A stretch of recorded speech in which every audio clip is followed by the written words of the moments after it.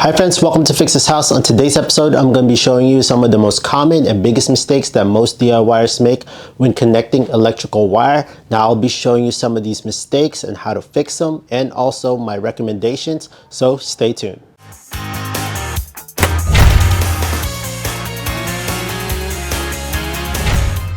Jumping straight to common mistake number one, using the wrong type of wire nuts or wire connectors. So as a DIYer, we tend to just go and dump all our various wire nuts on this bin, like what you see here.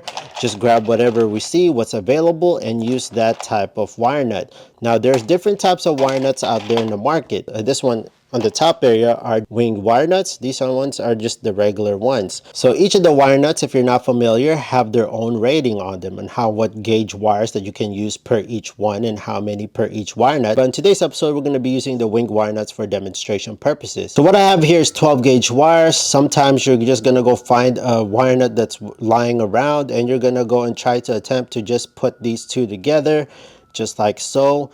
And obviously that's the incorrect way of doing things. You want to pick the right size wire nut for the job. So in this example, I have two 12 gauge wires. Given the most popular ones to use for this gauge is the red and the yellow. Red one is rated up to 5 12 gauge wires total. The yellow one is up to 3 12 gauge wires total. In this case, two of them.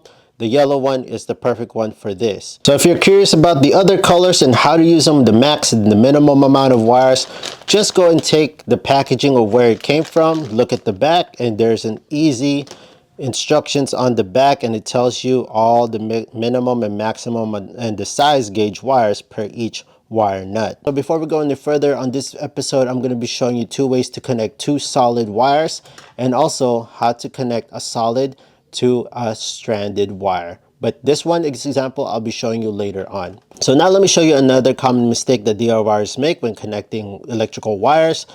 12 gauge wire, 14 gauge wire. They simply just put it together like this, put the wire nut, put it on top, and just start twisting just like so, and that's it. But the problem with that is that just a little tug like that, and there's a possibility that one wire could disconnect.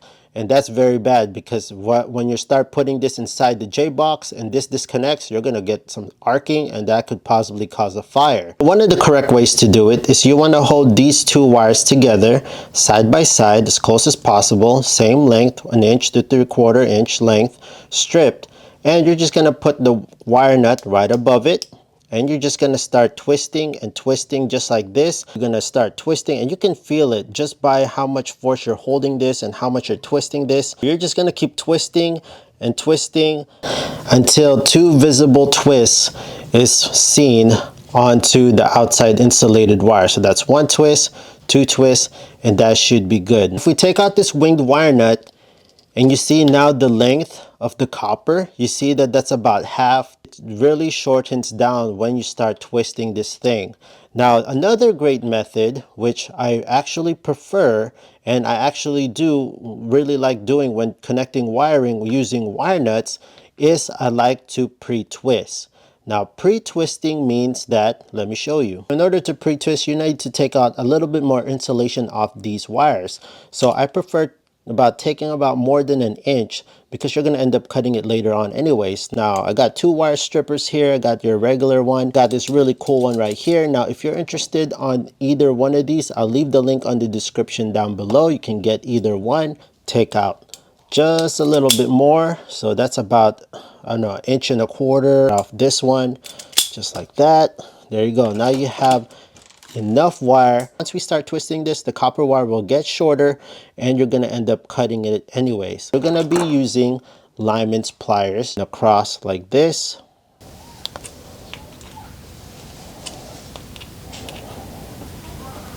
Twist it together.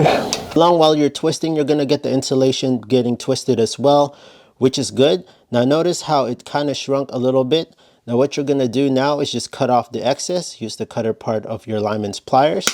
That's why we recommend a lot more of the insulation taken off, so they can cut this to make it nice and even and nice and clean. Now you can actually install your wire nut just like that. Easy. Now you don't have to go and guess whether, if you look underneath, if it's actually twisted or not. Now this is my preferred method. There's a lot of debate whether you're going to go and should you pre-twist or not.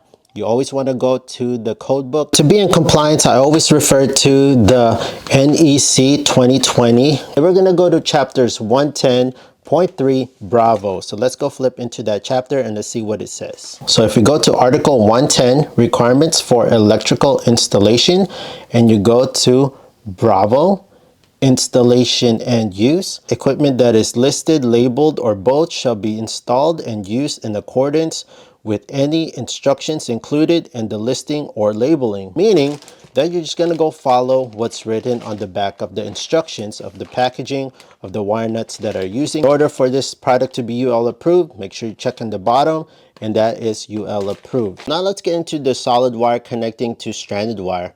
This situation is very common when you are installing light fixtures. A lot of light fixtures come with the stranded wire connecting to a solid wire power source. Common DIY mistake, you get these two type of wires.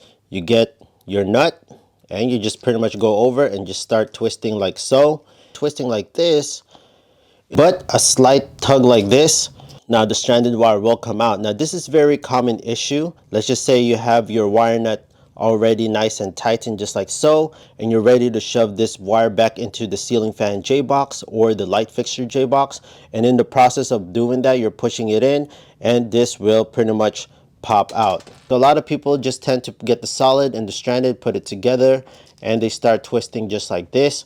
The problem with this is you take it out just like that, it's not connected fully. What tends to happen is when you start twisting this wire nut, the stranded starts to go down and slide off the solid wire. This issue happens a lot, and I'm going to show you how to prevent this so that when you're installing your next light fixture, that doesn't happen and it doesn't come out and could possibly cause a short or a spark. So let me show you a good method. On the stranded wire, you tend to take out the same amount as you do on the solid wire, but what I suggest on the stranded wire is to take out just a little bit more. Let's just say let's take out about 1/4 inch to a 1/2 inch more, just like that. Now if you compare the solid wire versus the stranded wire is a little bit longer than the solid. But a tip like this is don't leave it frayed like this. Go and twist this up so that all the strands are in contact together. Notice the difference. Now what you're going to do is you're going to wrap the stranded wire just like so around this. Okay, you're just going to carefully wrap this around like this. When I mean carefully is that you are not over torquing this thing all the way around, because these strands are very delicate, and if you over torque it or if you over tighten it like this, the strands will break off because they are very flimsy, and you don't want that strand to break off. So you just want to have a good wrap around it just like that. So key point for this, wrap the stranded over the solid, start tightening it just like that. Obviously you can't for these stranded wires, they're a little bit flimsy, they're not as solid as this, so doing the twist method will not work, it'll just come apart anyways. So doing that, there you go, you have this nice and secured. Now this is now very difficult to pull out. Wire nuts, wing nuts, they have been here for a very long time, and I'm not telling you not to use them. They are still a great tool to have, but a good alternative to have also that I use frequently is the Wago's 221s. Now the Wago 221s comes in many different slots. There are 2 slots. They also come with the 5 slot versions. Most of the ones I use are the 3 slot and the 2 slots. I don't have any 2 slots. I use them up right now, but this is a great way to do it, especially if you're a DIYer. These are very easy to use. They are just lever operated, and all you have to do is insert your solid wire and just close it off, and just make sure that everything is pushed up. You see the wire pushed all the way up to the ceiling, nice and seated. Just make sure there's no exposed copper, and all you have to do is get this stranded wire, give it a little bit of twist so you still have all the strands together, and then you're just going to insert it just like so, close it, easy. What I really like about the Wago 221 is compared to the wire nuts, where in case you just want to go and disconnect some stuff, you're going to have to twist this and straighten out the wire again. For the Wago's 221s, all you have to do is lift up the levers and then pull it out, and you can definitely reuse this. When it comes to the Wagos and the wire nuts, I'm not saying that one is better than the other. Just like any other tool, you want to pick the right one for the right job. But if you're a DIYer, I suggest that using the Wago 221s are your best bet. I really like using the Wago 221s because they're so easy, just like how you saw how it works. It's just easy, go lift the lever, insert the wires, and you're good to go, and they're reusable. But you can't beat the price wise when it comes to the wire nuts or the wing nuts. These are very cheap. The Wago 221s are super easy to use, and they are DIYer friendly. Okay, friends, but just like what I said, pick one, which one's the right one. If you're interested on either one of these, I'll leave the link on the description down below. Check those out. So friends, if I've missed anything or if you have a better way of connecting electrical wire, please leave it in the comment section down below. Please share with the community. Would like to discuss and see those suggestions. And if you're interested on more of these types of videos, it's getting a little colder right here now in Washington, so I'm going to be staying indoors for a little bit to do more of these DIYs and more electrical. Let me know and I'll be making more of these types of videos. So if you found this video helpful, friends, please give me a big thumbs up.